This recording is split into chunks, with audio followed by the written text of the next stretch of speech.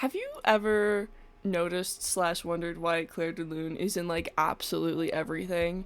Because like I'm at like my wit's end a little bit. Like this song haunts me. I cannot escape it. Every time I watch a movie or play a video game, I think to myself like, please, please, if God, if you're real, like do not let Clair de Lune be in this thing. And like 1 out of 4 times, it gets me. Clair de Lune's in the like stupid thing. Like I like it's everywhere. Clair de Lune is like it's following me. It's under my bed. It's like trying to get me. Like it's everywhere. It's absolutely everywhere. Like Exhibit A, Twilight. I watched it like 2 years ago with my roommate at the time because she was like, "Get a load!" Like it's so funny. And like 2 scenes before like the incident where they go to Edward's room, I was like offhand complaining about how Claire de Lune's in absolutely everything because this has been on my mind forever. And she just gets like real quiet, and then 2 scenes later, Claire de Lune starts playing, and like Twilight. It's like, what are you listening to? Claire de Lune in Twilight. Like there wasn't a single other piece of classical music he could have possibly been like onto. And it's in so many things, right? It's in Twilight. It's in Atonement. Atonement, the movie. Minor spoilers, I guess. When they're like doing the war montage or whatever that was, Claire de Lune starts playing. It's in Danganronpa V3. That one was a bit of a doozy. I'm gonna be real with you, cause like, that was really that Danganronpa. Like, okay, it's in Ocean's 11. It's in The Purge. It's in about All About Lily Chocho. It's in The Creator that like just dropped. They're still doing it. It's in Your Lie in April. That one I'll give a pass because like that's a show about classical music, so I like, I can't really give you too much shit for that. But like apparently I haven't seen everything everywhere all at once, but apparently it's in that too. And there is a like a Fantasia short, except that one's fire, so like that gets passed too. But like my point is, this is like my little mini list of like things Claire de Lune is in, and it's still like pretty expansive, like I'm pretty sure it's in like Godzilla too. Like Claire de Lune is in absolutely everything ever, and like I get it. I do. Like it really is just so pensive. Like it's such a like pensive piece of music. Like it's got this dreamy and impressionistic quality, and it like really is a good piece of music. Like if you look it up on YouTube, half the people who have uploaded the audio of Claire de Lune have it set to like the background of like a Monet painting. So it's like the vibe matches clearly. And like it sounds very nice. Like it's a little haunting and a little sad, but not too much. And like despite how much I've heard it, I still really like Claire de Lune. Like it's still a very beautiful piece of music, but it just like rips you out of the narrative. Despite how gentle and beautiful that piece of music like is, I think it grabs you by the scruff of your neck and shakes you around every time it's played, because it's always played over like somber or like pensive or like dramatic or impactful scenes, right? Like war or death and contemplation, rumination, the works. And instead of like being immersed in those scenes and like feeling the emotions that like the creator or the creators wanted me to feel, and like being like, wow, I'm like, is that Claire de Lune? Claire de Lune, what are you doing here? Like, because I have my beef with Claire de Lune being used in things. I don't have beef with the song itself, but like to the point that's like every time Claire de Lune starts playing in something, I start like shaking, like I'm about to eat something off the ground and like foam at the mouth. Like it gets me so bad.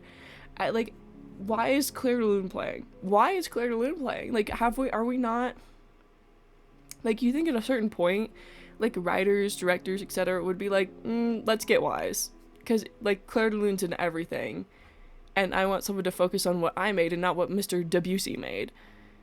Because like every time I hear Claire de Lune, I'm like, that's Claire de Lune. that's Clair de Lune by Claude Debussy playing in this movie right now. And now I'm thinking about Claude Debussy and Clair de Lune and not the movie.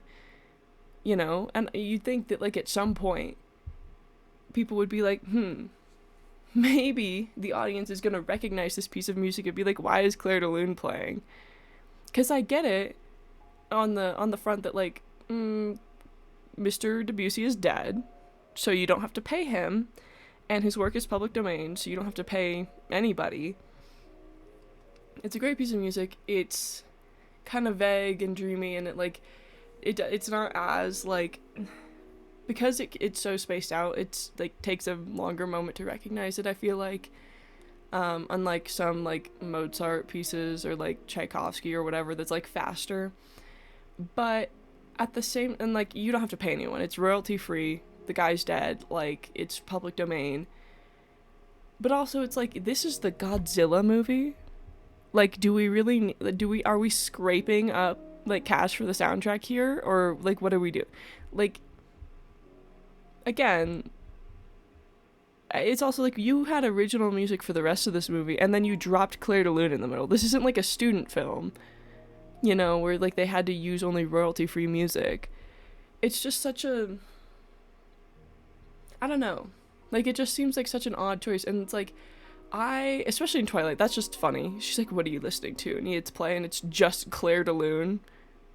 Like, was he just sitting there staring at the ceiling listening to Clair de Lune? I don't know.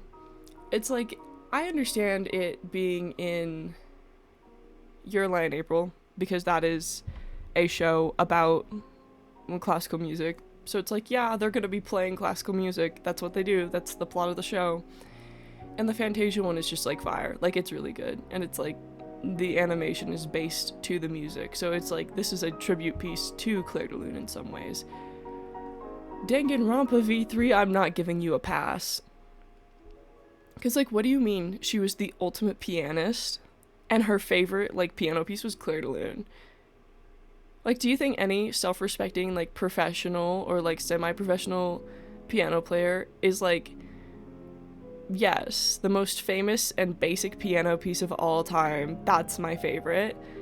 Like, I don't know, maybe I don't know enough about piano players to make that assessment, but, like, I just, like, outside of certain exceptions in which it may or may not be appropriate to have it within the story, it just seems like such an interesting and kind of not great choice, because I, like I said, I'm like, oh my god, Clair de Lune, what are you doing here? Like, don't you want people to not focus on that? Like, it's in so much stuff that there's a My Anime List profile for Claude Debussy. Like, he's just on there. Like, Mr. Debussy, like, okay. And, you know, not to sound like a nerd, but I think Mr. Debussy has so much more to offer. You know, if you go on his Spotify, like, popular tracks, like, 3 out of 5 are just, like, different versions of Clair de Lune. And if you expand it, like, 5 out of 10 are just variations on Clair de Lune. Like, his top most played tracks are just, like, several different versions of the same song, because everybody is on that Clair de Lune shit. And, like, he has some other good stuff. You know, like, let's appreciate his work. I mean, I won't deny that Clair de Lune is his magnum opus. It is, like, really good. And I can admit that, and I can give credit where it's due. But, like, isn't it time that, like, we as a society moved on from putting Clair de Lune in, like, absolutely everything ever? Like, think about it.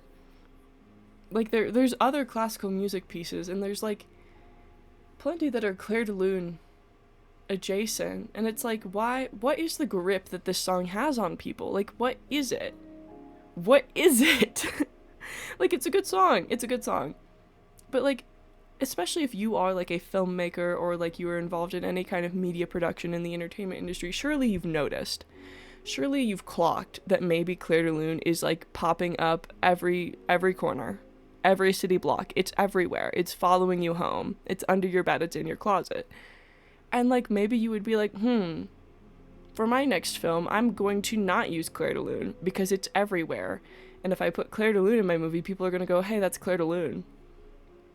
by Claude Debussy himself from My Enemy List. But like they don't. Like Everything Everywhere All at Once was 2 years ago.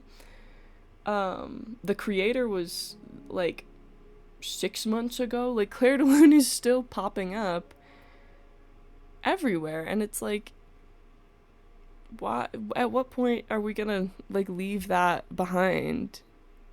At what point are we gonna do something more original? Like I get that like the pursuit of true originality is maybe a lost cause. Shout out Saint Anthony, but like at the same time, like, can we strive to be at least not redundant, if not entirely original? You know, like Danganronpa. Like, I'm sorry, you're gonna put Clair de Lune, no, you're gonna put Clair de Lune in your movie, but Danganronpa did it first. Like, stop. I would not be able to do that, you know? If I was cracking out a sci-fi film, I was like, yeah, Clair de Lune. No. Danganronpa V3 beat you to the punch. So, like, I just can't escape it. Clair de Lune follows me, haunts me, tortures me. Like, I don't know, it's a wonderful piece of music. I love it very much. It's also like the bane of my existence at the same time.